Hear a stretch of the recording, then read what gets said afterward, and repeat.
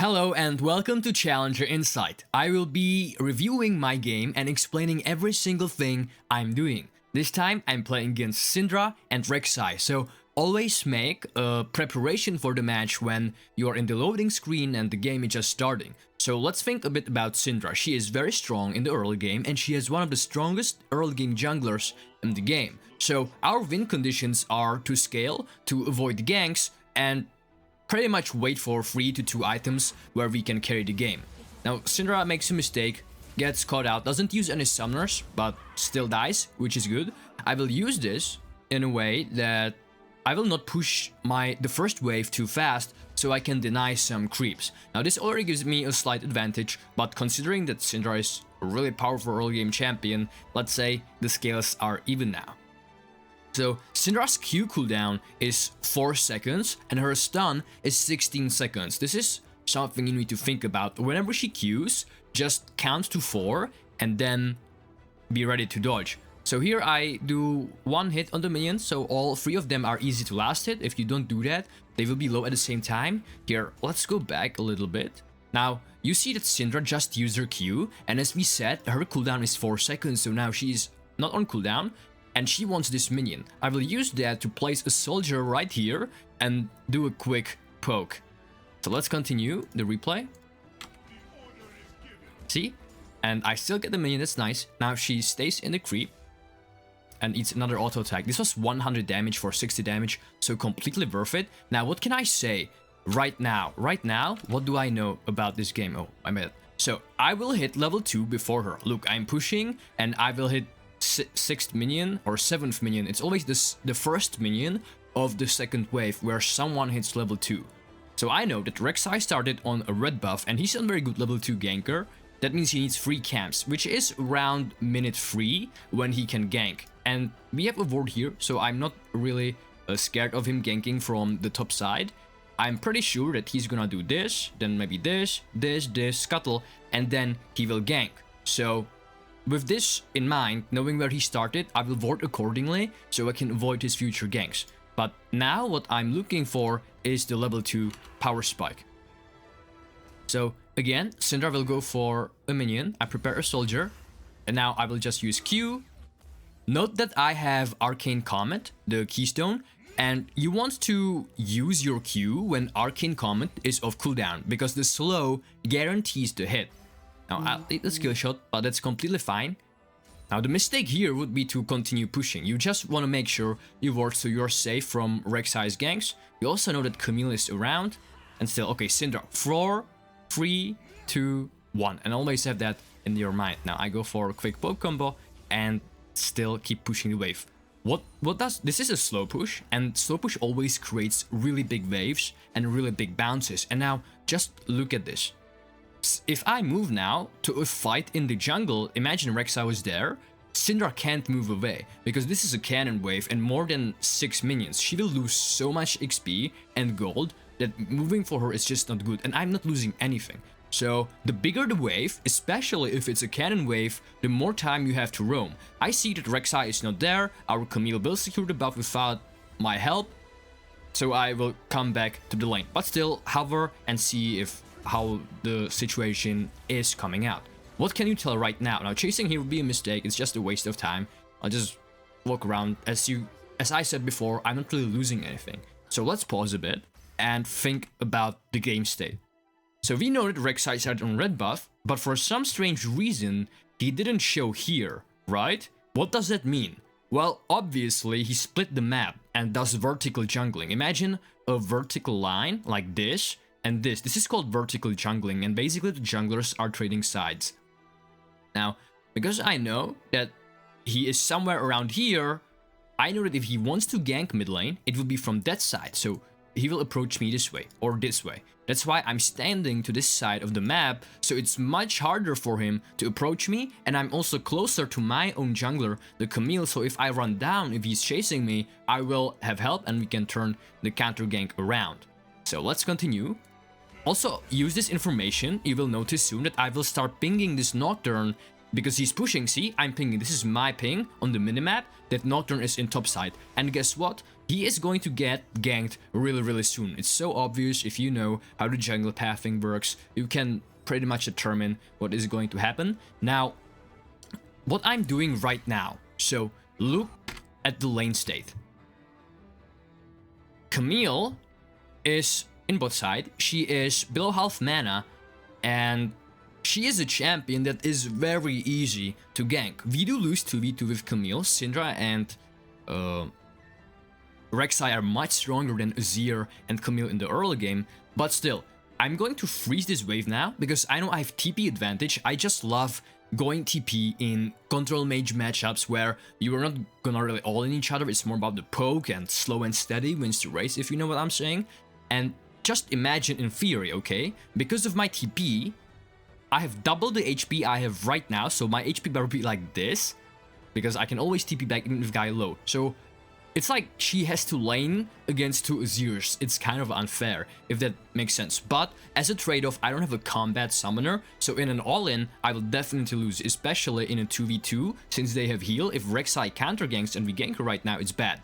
But still, this is zero risk situation for me, and she is risking a lot by overstepping through this, because Camille can easily gank her, and she doesn't know. Maybe Rek'Sai is going top, and maybe he won't cover her. If he covers her, Rek'Sai is wasting time. So it's a win-win situation for me. Remember, our win condition is to not do anything and scale to 2 to 3 items where we automatically win the game with Azir and Twitch, Lulu. It's impossible to lose against their team composition at that point of the time. So I'm not forced to do anything. This goes along with my win condition. Slow and steady wins the race. So let's continue. And I'm walking up, okay? I'm walking up like this still. It's very important that you don't walk like this here, because Rek'Sai could tunnel on you. Just closer to your jungler, away from their jungler, and now I'm playing with her mind. So I'm ready to dodge her stun combo already, just by walking like this. And right now, she is scared that the Camille is there, and I'm using her body language to see how she reacts. So if she had Rek'Sai around, she will definitely be very aggressive. But what you can see is that she's so scared. Look, I'm literally sitting in front of her minion wave, okay? Now, I don't know if this is going to work in low elo, because they will probably not take that into consideration, but here I'm using her body language, and why would she be this scared, right? She thinks that Camille is around, and Rek'Sai is not around. So from this moment, I know 100% that Rek'Sai is ganking top, for sure. It's so obvious to me. So I have a poke combo and walk back again. Keep freezing the way. See, Rek'Sai is ganking top right now. I hover fast to see what's happening. And again, I keep walking up. She doesn't have cover from the Camille. I know it. She knows it. And Camille didn't show on the map. So I'm just like being really cocky. And this is completely fine by me. I will continue freezing. And this is a horrible lane state for her to leave, because she is going to lose the entire cannon wave. And losing cannon wave, especially early game, is such a huge deal. Now, I still have teleport, remember that. So right now, let's think again about the game state. What is going to happen? So Rek'Sai, we know that he started in his top side jungle. That means that he cleared his red at 140, 150, something like that.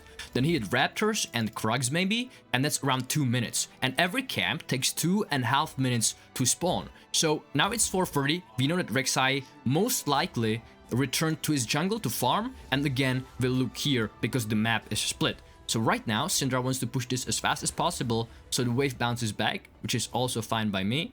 She just saw Camille in the bot lane, so now she's not afraid. I just make sure to last with all these minions. And look, Rek'Sai is again in top lane. Now what you should do is check the tab and see which camp she took or not. Now I made a mistake, took a bit of damage. But look, she is really overreaching, and she's playing really aggressive without warding. She just walked into lane without warding. Now you can bait her and trade like an idiot, and she will be really scared. We know that Rek'Sai was in top on Krugs, very far away. This is a really easy kill. And she did the mistake I didn't. She didn't ward, she didn't cover. If you want to play aggressive, you always have to ward for yourself, otherwise you can't. Now look, this will again be a freeze. And I don't know what Nocturne is doing, honestly, but I keep freezing the way for her. As I said, Our win condition is to sit back and scale. Syndra is pressured to get advantage, get lead, roam, and stuff like that. So what do I do now? Look, Camille is still around, and I know that I'm going to hit level 6 within 1 minion. So I'm already pinging her. Look, I'm pinging my level, and the moment Syndra comes, I will just look for a shuffle. This is again a win-win situation for me. Look, Camille is already waiting, and now we get a super easy kill. And this is the nice thing about Azir, that his gank setup after level 6 is really incredible. So let's go back a bit and see what I did. Like this. Make sure to use your pings. If your jungler doesn't listen, it's okay, but make sure you do it so you have the chance. Now look how desperate this guy is. He just wants to push this as fast as possible so the wave bounces back and he can be safe. But imagine Syndra doesn't walk up, okay? He knows that he's in trouble. He doesn't have flash. I even have my own flash, so I can do the flash shuffle combo. There's no way she can escape, and even 2v2 because I'm 2 levels up. Now, if she doesn't walk up, her right choice right now, if you're Syndra, what you can do is you can maybe roam, or you have to sit under your tower. Literally, you can be only here, or you're going to die, or call your team to help you break the freeze. But that's just not gonna happen because her bot lane is even and her Rek'Sai isn't around and they lose 2v2. So it's again a win-win situation for me. I'm not using mechanics, I'm not using anything fancy, I'm being smart and I'm using my game knowledge to win this lane. So she dies here, you saw it, no need to see her die. And I still keep freezing. This is really annoying for her. Rek'Sai is ganking bot. Now, the only trade-off, everything has trade-off, guys. If you're pushing, you have the priority, but you will be exposed to ganks, right? If you're not pushing and you're freezing, you'll be denying the enemy laner, but there's a possibility that they can roam, or there's a possibility that the enemy jungler will just not gank your lane and he will gank other lanes. Everything has a trade-off. Again, we are pinging, but this is not really a good gank. You don't have my ultimate. Camille should just be farming, and as you can see, the wave is not frozen anymore. It's going to push into her. So here I should just look for a reset, honestly. I just crash this wave in, maybe look for a plate, and then reset. So I again walk up aggressively. There's no reason not to. I know Camille is top side. I know Rek'Sai is bot side, but they just can't do anything to me. Now we see Rek'Sai top lane. Safe to kill this ward. Now let's skip over. As always, skip over the useless parts. Now this is a really big wave, and whenever you crash a big wave, you can decide, do you want to reset because it's completely for free, especially this big wave, or you try to be aggressive for plates. Now I don't need to reset because I'm just so ahead that it literally doesn't matter. I just decide to get the plate, and I'm so strong that I can force reset on any single wave I want with my wave clear and 2 levels advantage. Now again, looks like I'm deciding for free, so I'm not hitting the minion wave. Why? I still know that Syndra has no flash, and I have my shuffle up, so I just push the wave into her tower. That means that the wave is bouncing back like this. Okay, Rek'Sai just came for a gank. There's just nothing he can do. Syndra is way too behind. And my Camille is pinging for a blue buff. So I'm like, okay, let's push this out as fast as we can. So I have time to roam and go for my blue. I'm just gonna push this out real quick. Grab a blue and force a reset here.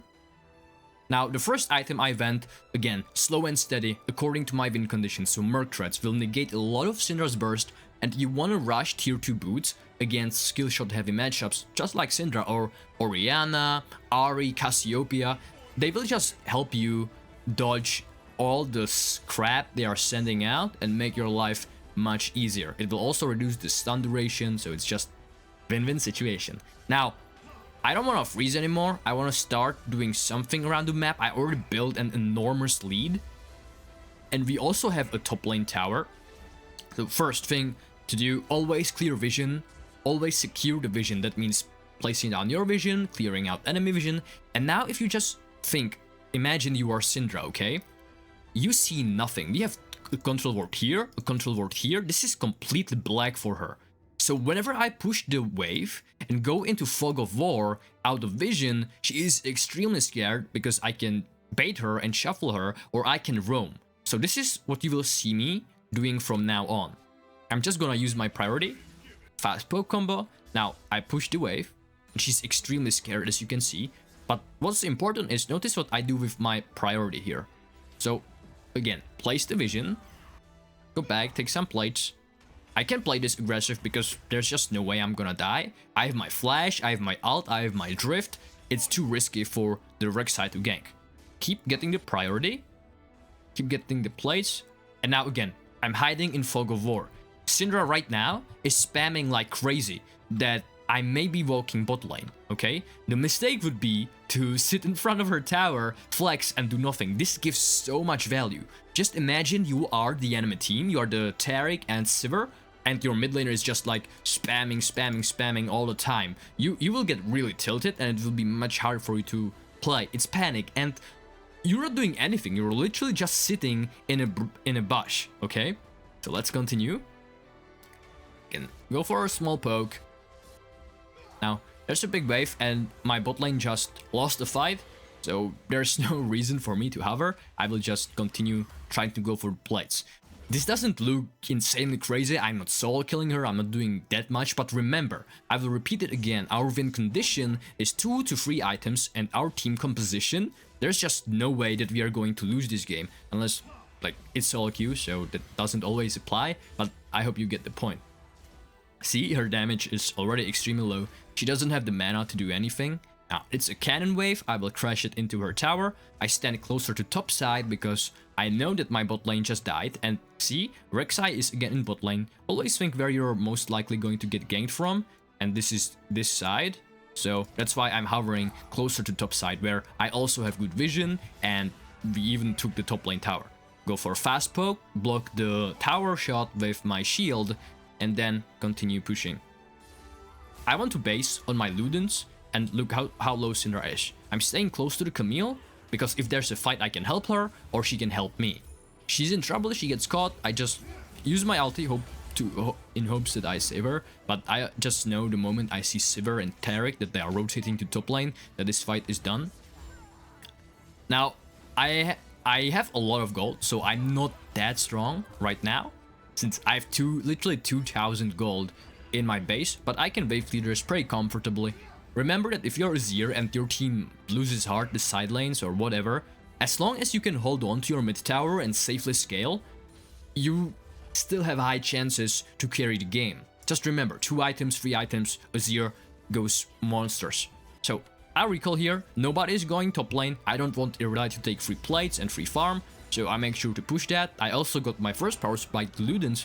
Now remember that this Azir build is more about poke than all-in fights, so you just wanna play slow and steady.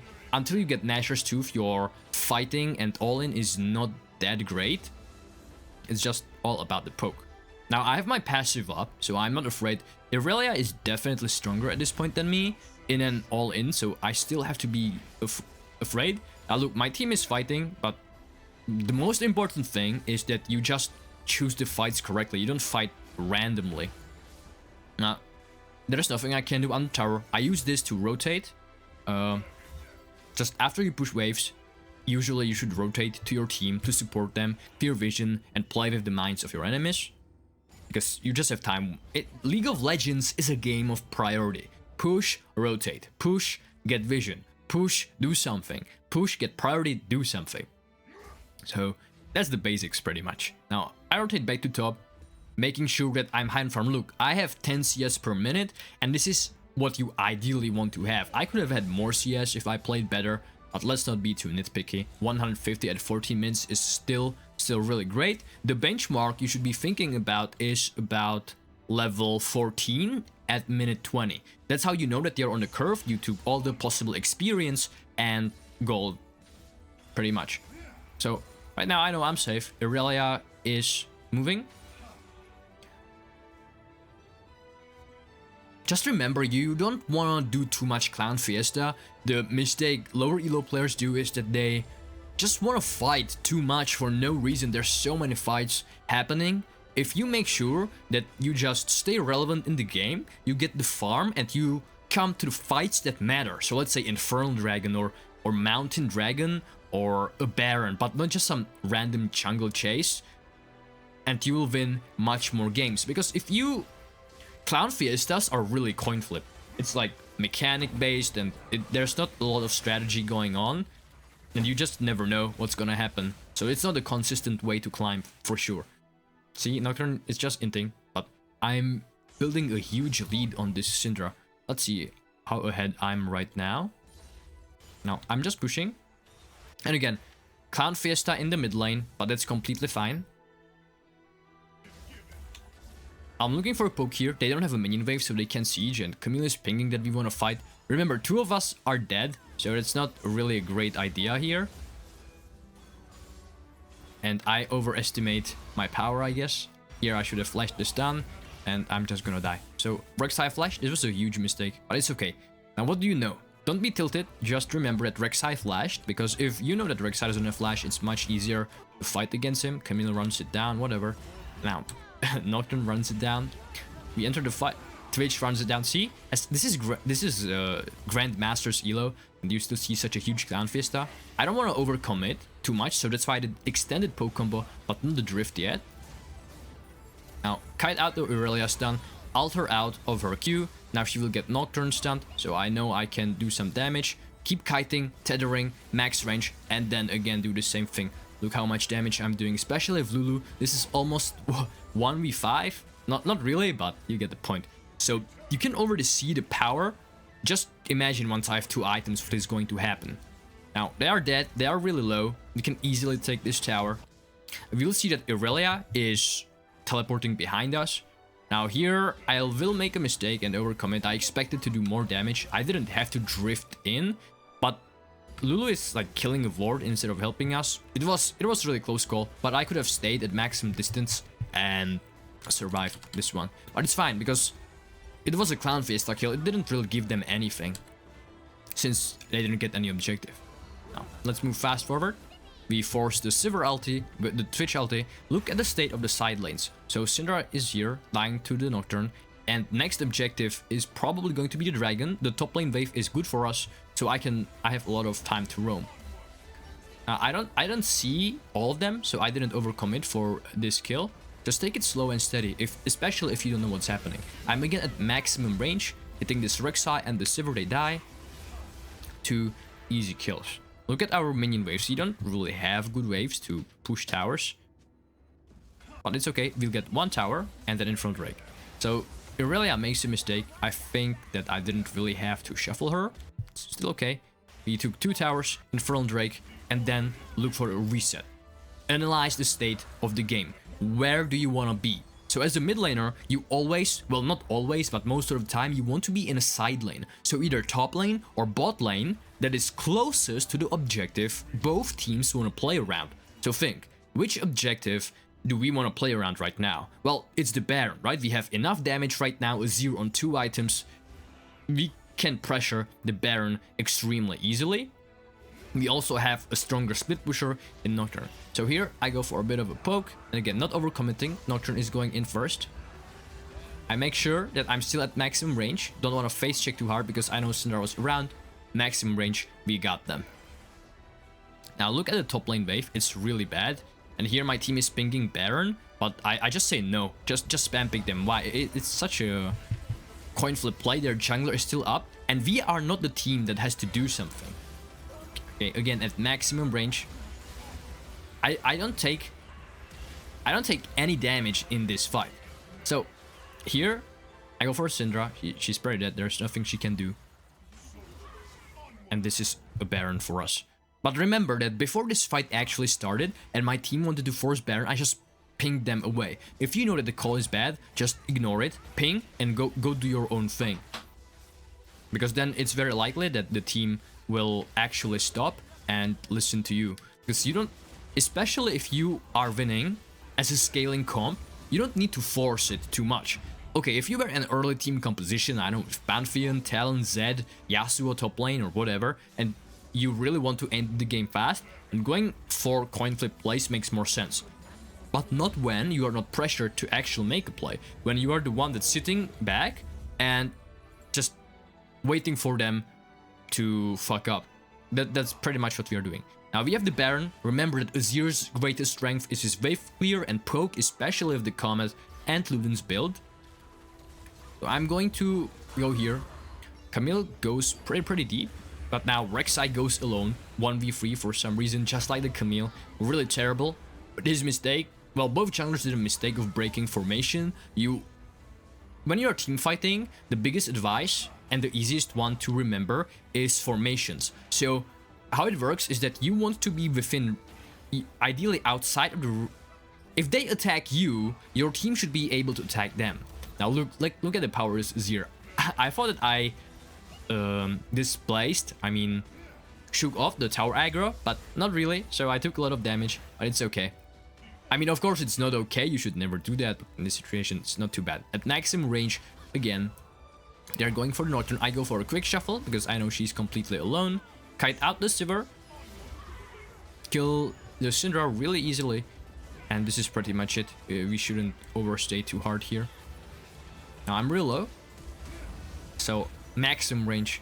I know that this fight looks a little doomed here. Irelia just tried to jump on me. It's okay. She's dead. Oof, there was... If I didn't take that much damage before from the tower, it wouldn't be this close, but still.